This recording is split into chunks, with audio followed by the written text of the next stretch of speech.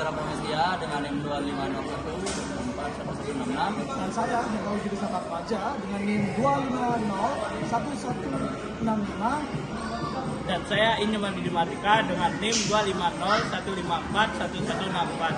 dan saya Gini Panjaga Sadir Maulana dengan NIM 250 Kami dari kelompok 3 akan memaparkan materi tentang klasifikasi ilmu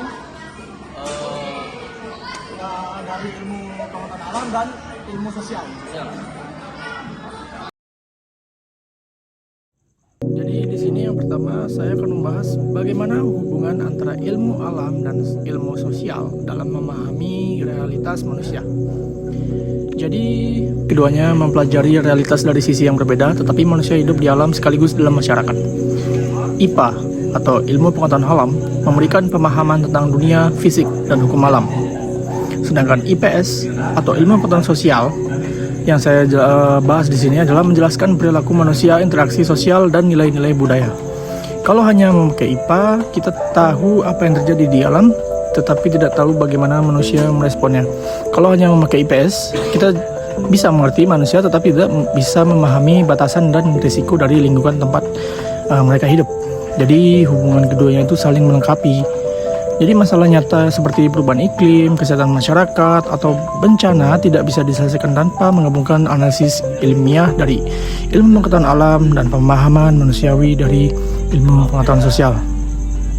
Jadi kolaborasi IPA dan IPS ini sangat-sangat penting untuk kita menjalankan kehidupan di dunia ini agar berjalan dengan apa yang seharusnya di alam. Filsafat memiliki peran mendasar dalam membentuk teori, metode, dan batasan ilmu. Tanpa landasan filosofi, ilmu bisa berjalan tanpa kejelasan epistemologi dan etis. Nah, bagian-bagiannya pertama ada jurnal, The Role of Physiology of Science in Scientific Research, menyebut bahwa filsafat ilmu atau bisa disebut dengan philosophy of science melibatkan refleksi terhadap ontologi atau bisa disebut dengan apa yang nyata atau emitologi, bagaimana kita tahu sesuatu, dan aksiologi, nilai-nilai yang terlibat sebagai pilar penting dalam membangun metodologi penelitian.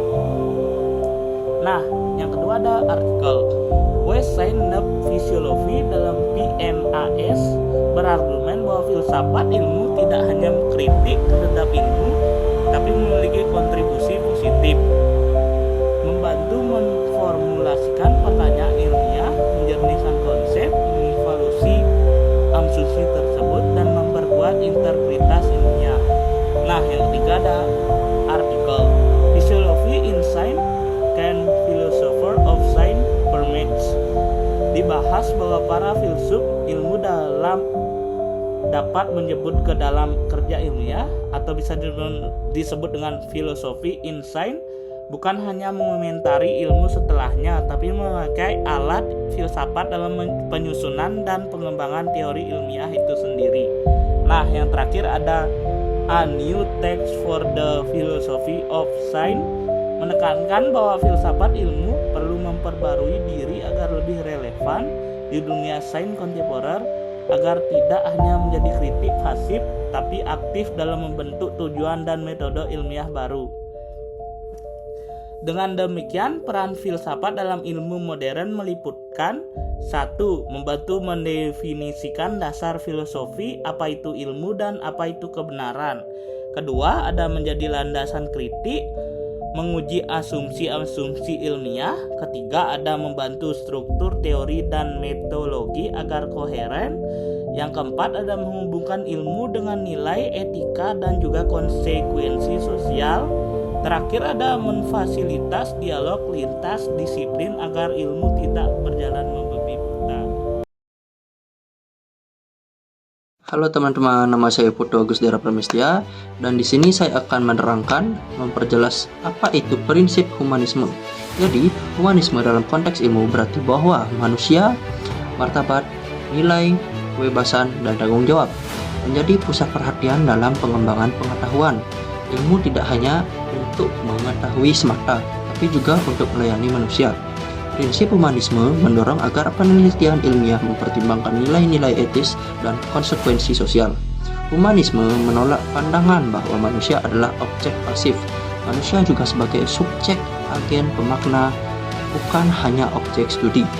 Dalam literatur filsafat dan etika sains, terdapat argumen bahwa penelitian ilmiah perlu memperhatikan kebijakan yang adil, kesejahteraan manusia, dan tanggung jawab moral terutama dalam aplikasi teknologi dan ilmu terapan, dalam kurung misalnya bioteknologi dan AI.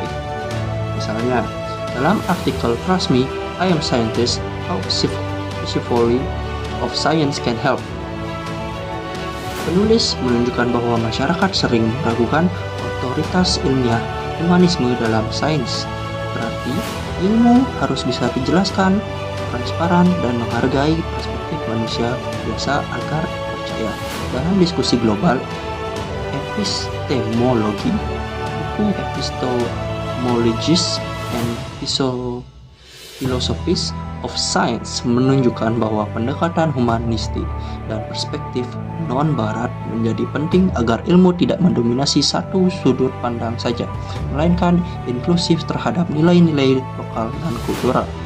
Ketika humanisme diterapkan, ilmu cenderung lebih tertarik ke aspek manusia, dampak sosial, keadilan, kesejahteraan, dan menjaga agar penelitian tidak hanya mengejar efisiensi atau kekuasaan, tetapi juga kemanusiaan, serta memicu ilmu sosial dan humanoria tampil sebagai mitra setara dalam penelitian multidisipliner. Mengapa batas kajian penting dalam membedakan setiap cabang ilmu? Karena setiap disiplin ilmu harus memiliki batasan objek, kajian, metode, dan ruang lingkup untuk menjaga kekonsistenan, kejelasan, dan kredibilitas ilmiahnya. Jika batasan kajian tidak jelas, akan terjadi tumpang tindih, kontradiksi, dan kebingungan metodologis. Objek kajian, material atau fisik, sosial, mental. Berbeda antar ilmu.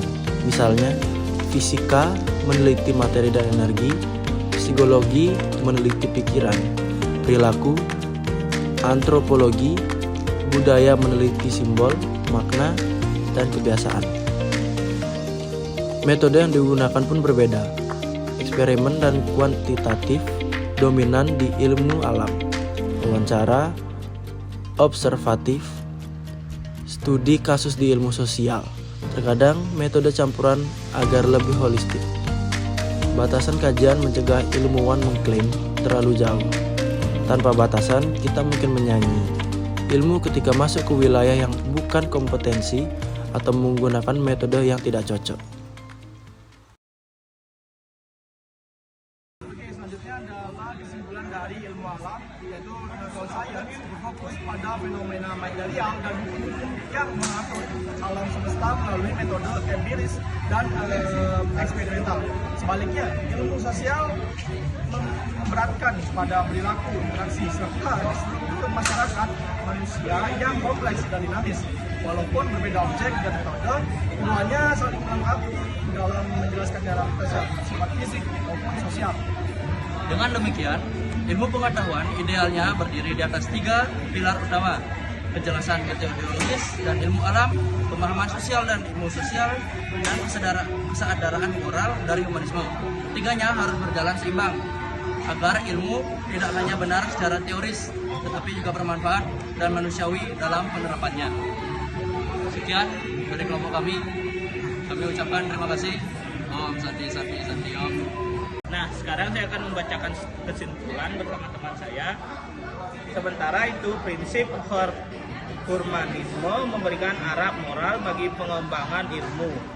Agar tidak terlepas dari nilai-nilai kemanusiaan, humanisme menegaskan bahwa setiap penemuan dan penerapan ilmu harus bertujuan untuk meningkatkan martabat, kebebasan, serta kesejahteraan manusia.